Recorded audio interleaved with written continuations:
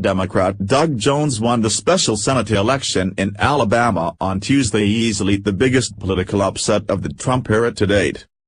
As of midnight Tuesday, Republican Roy Moore, a former state Supreme Court judge, was refusing to concede, instead seeking a recount. But virtually no one outside Moore's direct circle of advisors believes that effort will be successful. Even President Trump has tweeted his congratulations to Jones, who were the big winners and losers from the most dramatic special election in years. Winners, the Democratic Party. This was a breathtaking result that will lift Democratic spirits nationwide. The party had suffered disappointments in special elections to the House earlier this year, deepening the gloom from Hillary Clinton's shocking loss to Trump in November 2016. Democrats were mostly circumspect going into Tuesday, perhaps because the mere idea of winning in deep red Alabama seemed so implausible. But Jones did it, becoming the first Democrat to clinch a Senate win in the state since 1986. The result clearly puts control of the Senate in play in 2018. And even though Moore had large and unique liabilities, there are a lot of Republicans who just became a lot more nervous about the political zeitgeist. Black voters, African American voters were the key to Jones's victory. The Democrat ran up huge margins in Alabama's most heavily black counties. Black voters cast 29% of all votes, according to exit polls. They had cast 28% of all ballots for then-President Barack Obama in the 2012 presidential election in the state. Politicians, including Representative John Lewis, D. Georgia, and Senator Cory Booker, D.N.J., played their part in trying to maximize black turnout, as did some celebrities, including former NBA star and Alabama native Charles Barkley. Jones's history was undoubtedly part of his appeal. In 2001 and 2002, he successfully prosecuted 2 Ku Klux Klan members for the infamous 1963 Birmingham church bombing that killed 4 young girls. But it seems certain that many African American voters were also keen to deliver a dual rebuke to Moore and Trump. The pivotal nature of the black vote in the special election comes as a powerful rebuttal to those within Democratic ranks who have argued that the party is too focused on identity politics. Jones thanked black voters during his victory speech, and also alluded to Alabama's anguished racial history. "We've usually taken the wrong fork," he said. "Tonight, ladies and gentlemen, you've taken the right road." Roy Moore's accusers, Lee Kaufman, Beverly Young Nelson and others. The woman who accused the Republican nominee of molestation and sexual assault were apparently motivated by profound and personal concerns, rather than a desire for political gain. Even so, it would have been a fresh trauma for them if Moore had become a U.S. Senator in spite of their allegations. Some measure of vindication was theirs on Tuesday. Senate Majority Leader Mitch McConnell, RK, and Sen. Richard Shelby, R. Alabama, McConnell supported incumbent GOP Senator Luther Strange over Moore in the primary. The Majority Leader made no secret of his distaste for the former judge, even after Moore became the GOP nominee. McConnell allies painted Moore as the latest in a line of unelectable candidates who appealed only to grassroots conservatives. They cited figures like Delaware's Christine O'Donnell and Missouri's Todd Akin, who lost winnable Senate races in the 2010 and 2012 cycles.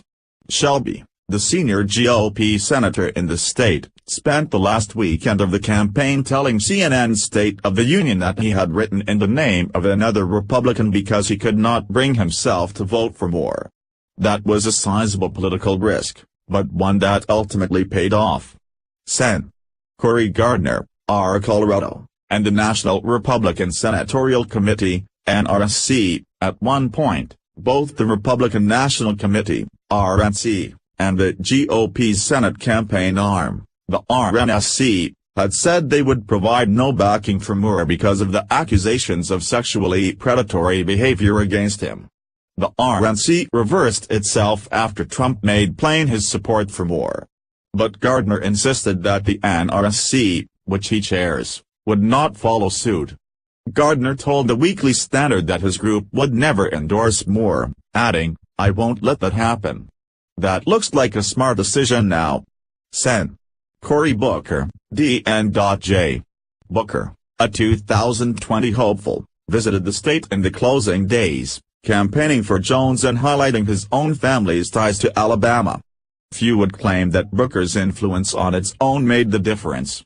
But his visit has boosted his profile and he is now associated with a historic Democratic victory. That will do him no harm, especially since the jockeying for position for 2020 is already underway. The New York Times Needle of Prediction, the needle graphic used by the Times, became the focus of much social media comment early in the evening, especially from anguished liberals who recalled its wild and abrupt swing from Clinton to Trump during the night of the presidential election.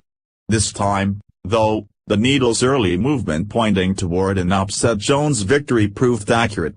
Losers, President Trump. Tuesday was a very bad night for Trump, capping a miserable involvement in Alabama politics. The president was first persuaded to endorse Strange over Moore during September's Republican primary, against his populist instincts. He smarted over that misjudgment, then backed Moore with increasing vigor in the closing stretch of the race. He penned tweets warning Alabamians against voting for Jones, recorded a robocall for Moore, and held a rally just across the state line in Pensacola, Florida on Friday night. Moore's defeat is a startling slap in the face for the president from a state he won by almost 30 points over Clinton.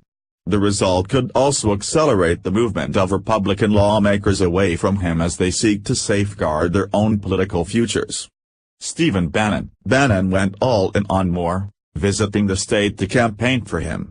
Breitbart, the news organization helmed by Bannon, at times resembled an adjunct of the Moore campaign. Now the result has buttressed the anti-Bannon case often heard among Washington Republicans, in short, that the president's former chief strategist promotes candidates who are unelectable and greatly exaggerates his own strategic skills. Before the results were known on Tuesday evening, a former chief of staff to McConnell, Josh Holmes, tweeted a sarcastic thank you to Bannon for showing us how to lose the reddest state in the union. The pugnacious Bannon will live to fight another day, and he still has the president's ear. But this was a major setback. The Republican National Committee, RNC, the RNC's decision to come off the sidelines late in the race and get behind Moore backfired spectacularly. Inside the Beltway, the organization's defenders argued that it had little choice but to back Moore once Trump had done so. But the bigger picture is one in which the National Party first refused to back an alleged child molester, then decided to do so after all, and then lost anyway. That's a debacle by any standard. The Republican agenda: once Jones is seated, the GOP's thin majority in the Senate will be reduced still further. The party will control just 51 of the upper chamber's 100 seats. The Republican push for tax reform should not be affected, since McConnell had already indicated that the whiner in Alabama would not be seated before the end of the year. But passing any further legislation just got significantly more complicated for the GOP. The religious right, evangelicals had, for the most part, remained foursquare behind Moore, both in Alabama and beyond. Billy Graham's son, Franklin Graham, tweeted early on Election Day that he was praying for Roy Moore. But religious conservatives weren't enough to bring Moore over the finish line, a reminder that the power of the religious right, even in such a socially conservative state as Alabama, isn't guaranteed to carry all before it. The Memo is a reported column by Neil Stanage, primarily focused on Donald Trump's presidency.